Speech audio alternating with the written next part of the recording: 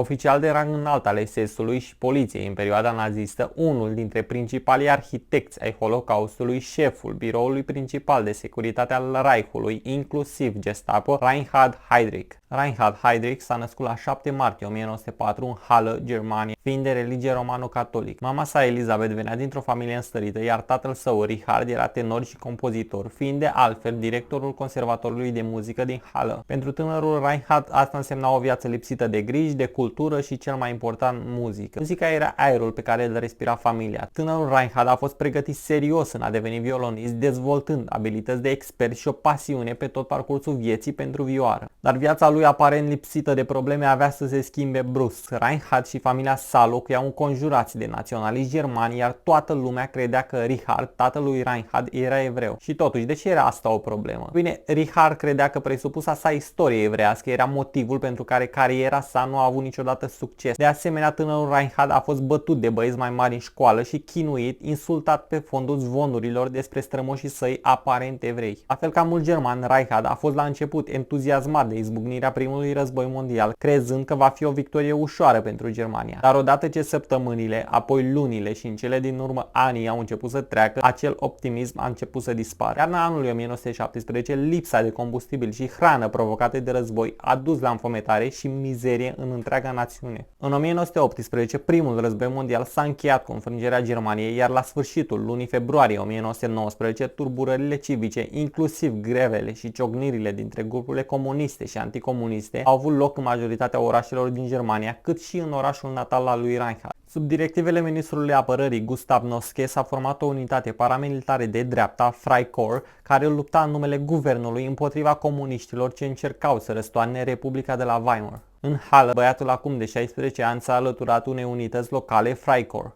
Destinată ca o miliție anticomunistă, Freikorps s-a transformat într-o grupare paramilitară de extremă dreaptă care îi viza pe evrei și revoluționari. Reinhard se simțea acum, pentru prima dată în viața sa, înconjurat de oameni care împărtășeau convingerile antisemite și antipatia sa față de comuniști. În primăvara anului 1922, Reinhard a obținut diploma pentru terminarea liceului, iar în loc să urmeze o carieră muzică, cum spera tatăl său, Reinhard, chiar fiind un violonist extrem de priceput, s-a înrolat în marina germană la 30 martie 1922, la mai puțin de o lună după ce împlinise 18 ani. La 1 aprilie 1924 a fost avansat în funcție și trimis pentru a fi instruit la Academia Navală Mirvik. Dar, în timp ce majoritatea viitorilor naziști de rang înalt erau adevărați credincioși dispuși să renunțe la o viață normală pentru cauza partidului, Reinhard și-a văzut în continuare de carieră. Când Hitler a publicat Mein Kampf în 1925, Reinhard nu s-a deranjat nici măcar să o citească. Până în 1928, munca asiduă a acestuia a dat roade suficiente pentru ca el să fie promovat în funcția de prim locotenent și repartizat în serviciul de informații al marinei. A avut relații amoroase cu diferite femei, una dintre ele fiind chiar viitoarea lui soție, Lina von Osten. La începutul anului 1931, Reinhard a cerut-o pe Lina în căsătorie, iar anunțul logonei a ajuns până la fiica unui ofițer naval superior, căruia îi promisese că o ia în căsătorie. Tatăl fetei s-a plâns la marină, o curte de onoare militară, acuzându-l pe acesta de conduită nepotrivită pentru un ofițer și un domn, care în aprilie a fost demis din marină. Din fericire pentru el, Lina nu l-a părăsit, iar în decembrie 1931 cei doi s-au căsătorit. În multe feluri, decizia acesteia de a nu rupe logodna a fost unul dintre cele mai importante evenimente din viața lui Reinhard,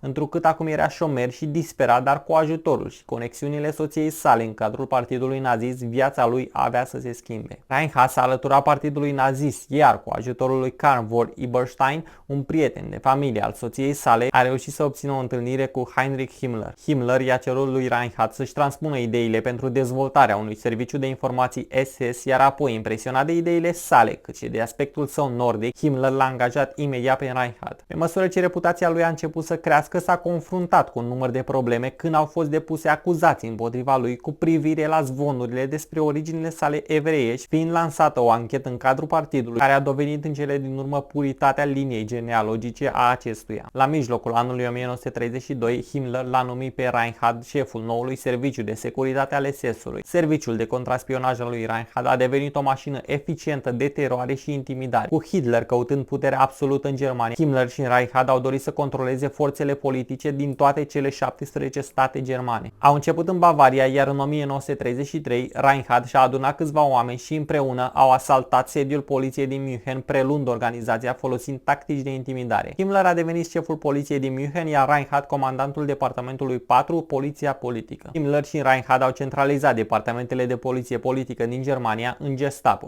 SS-ul lui Himmler a devenit independent de SA după exterminarea șefului de stat major Ernst Röhm și a conducerii superioare a SA în perioada 30 iunie-2 iulie 1934. Reinhard a preluat comanda Gestapo în timp ce a rămas șef al serviciului de securitate. Din 1936 până în 1939, titlul oficial al lui Reinhard era șef al poliției și al serviciului de securitate. După ce Germania nazistă a declanșat al doilea război mondial prin invadarea Poloniei, Himmler a dat decretul de înființare al biroului principal de securitate al Reichului la 27 septembrie 1939 sub comanda lui Reinhard. După invazia Poloniei din septembrie 1939, Reinhard a fost pus la conducerea Einsatzgruppe. Einsatzgruppe au fost escadrilele morții care urmau armata regulat, omorând dușmanii din teritoriile ocupate. Brutalitatea lor a fost legendară, iar în primele 3 luni după ocuparea Poloniei au ucis 50.000 de oameni. Când naziștii s-au îndreptat spre est în 1941 a fost și mai rău. Peste 33.000 de evrei au fost uciși în doar 2 zile la Kiev de către aceștia. Totuși, crimele comise de Reinhard și oamenii săi nu s-au întâmplat doar în străinătate. În 1939, în timp ce Germania intra în război, Reinhard își instruise serviciul de securitate să se concentreze asupra dușmanilor interni ai Reichului. În ultimele zile ale anului, ofițerii s-au aventurat pe teritoriul german, lichidând țigani, fragmasoni, homosexuali, martori ai lui Jehova și intelectuali. La 20 ianuarie 1942, Reinhard a invitat oficial cheie din diferite ministere ale Reichului la o conferință la Wannsee. Această conferință, Reinhard a prezentat planuri autorizate de Hitler de a coordona o soluție finală a problemei evreiești la nivel european. El i-a informat pe participanți că Hitler a autorizat anihilarea fizică a evreilor europeni și a desemnat SS să coordoneze politica soluției finale. Ideea lui a fost să strângă toate cele 11 milioane și să îi împingă spre est, lăsându-i să moară. Când conferința a luat sfârșit, soarta evreilor din Reich fusese pecetluită. Holocaustul era acum politica oficială nazistă, iar arhitectul șef era hotărât să o pună în aplicare cât mai repede posibil. La 27 septembrie 1941, Reinhard a preluat funcția de protector al Boemiei și Moraviei. 5 zile mai târziu a anunțat că SS intenționează să germanizeze paraziții cehi. Bărbați, femei și copii cehi au fost uciși în execuții la scară largă, multe dintre ele desfășurându-se în public. Aceste acțiuni i-au adus o nouă poreclă,